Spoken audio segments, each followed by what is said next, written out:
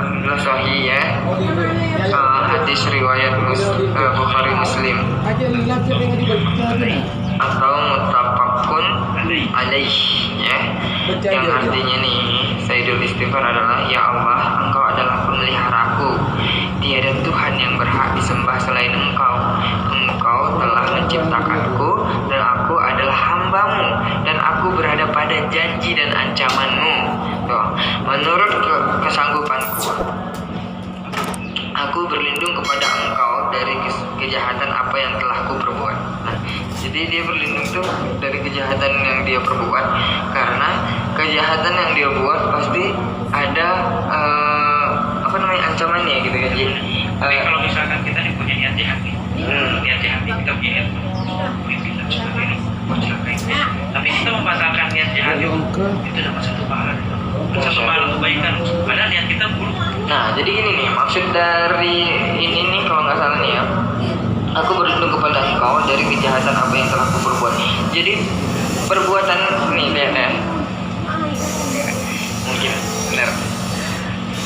Jadi penyakit hati itu adalah apa ya? Penyakit kita datangnya dari hati. Jadi ketika penyakit kita tuh yang kita perbuat, misalnya menzolimi orang, udah gitu dulu penyakit hatinya itu iri, atau kepada siapa itu kita dengki, atau menyakiti hati orang lain, pokoknya itu penyakit hati ya. Itu insya Allah akan baliknya ke kita ya. Allah tuh kasih teguran tuh dalam bentuk penyakit. Jadi mungkin dari arti dari ini nih untuk apa ya, mengakui kesalahan-kesalahan lah yang dulu yang telah diperbuat. Jadi nih, aku berlindung kepada Engkau dari kejahatan apa yang telah aku perbuat. Jadi kejahatan yang dulu yang dia perbuat itu, dia minta berlindung kepada Allah supaya jangan Allah kasih azab. Benar gak? Nah nih, dan aku mengakui semua hidupnya istighfar. Sayyidul Istighfar tuh rajanya istighfar, minta ampun, rajanya minta ampun tuh ya, ini doanya gitu sama Allah. Engkau limpahkan kepada ya, dan aku mengakui semua nikmat yang telah Engkau limpahkan kepadaku, dan aku mengakui pula dosa-dosaku kepadamu. Maka berikanlah ampunan yang berlimpah bagiku, karena sesungguhnya tiada yang dapat mengampuni dosa itu selain Engkau sendiri.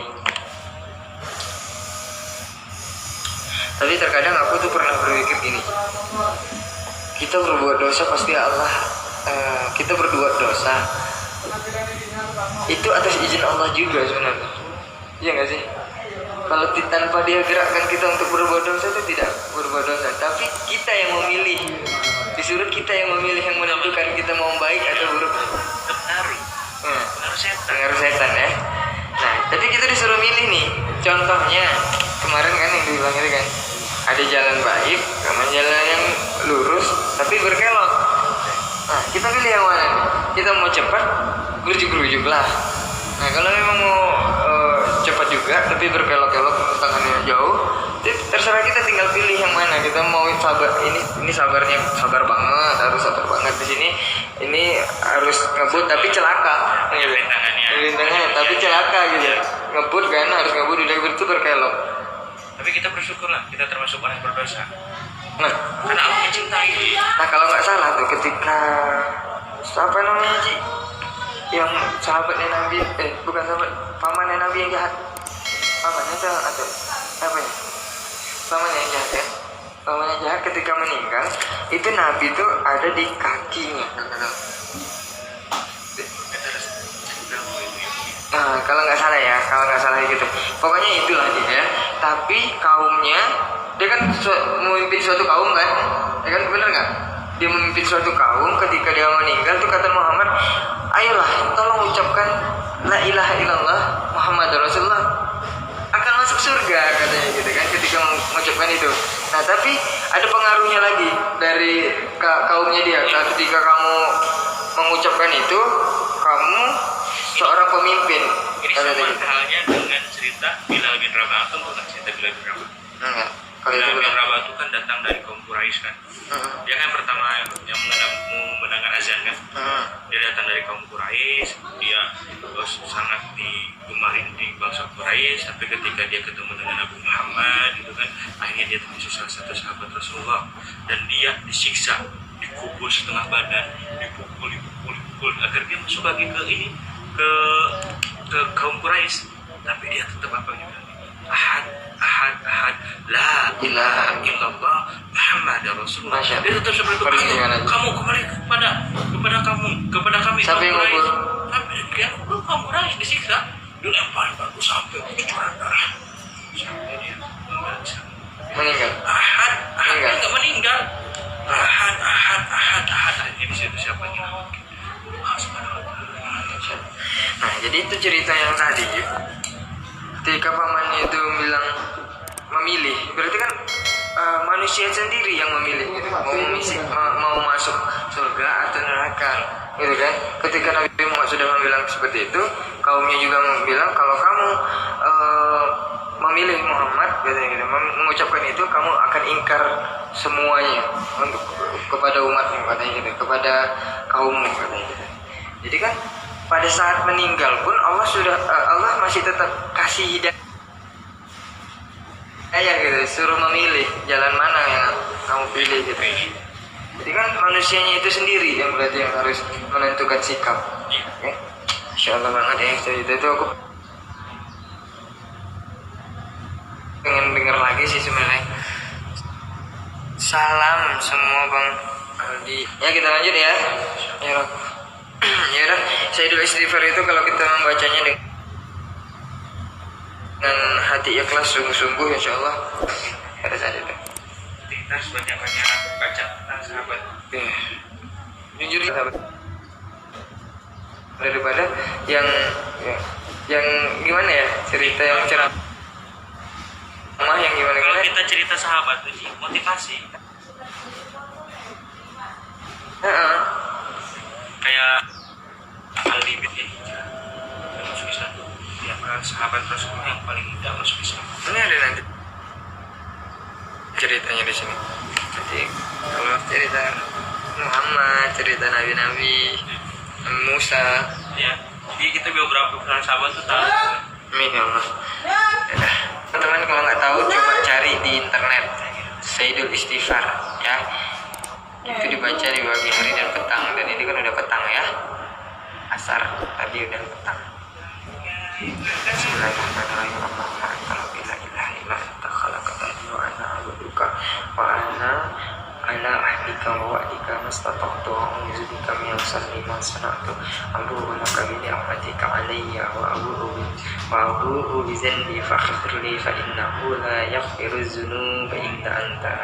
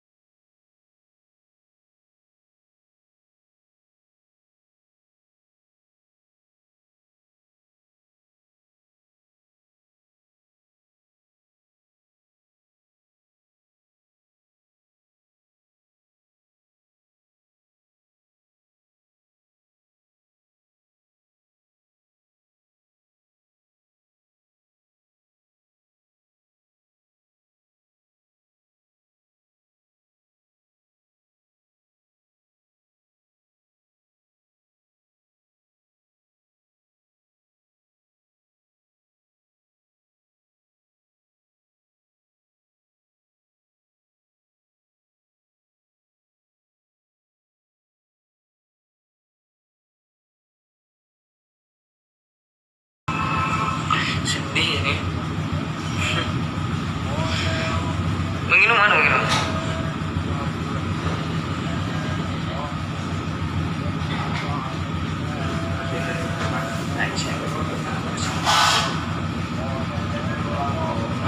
Kak itu mana nih? Ada.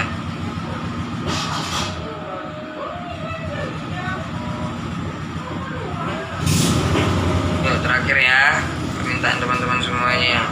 Bisa. Kan?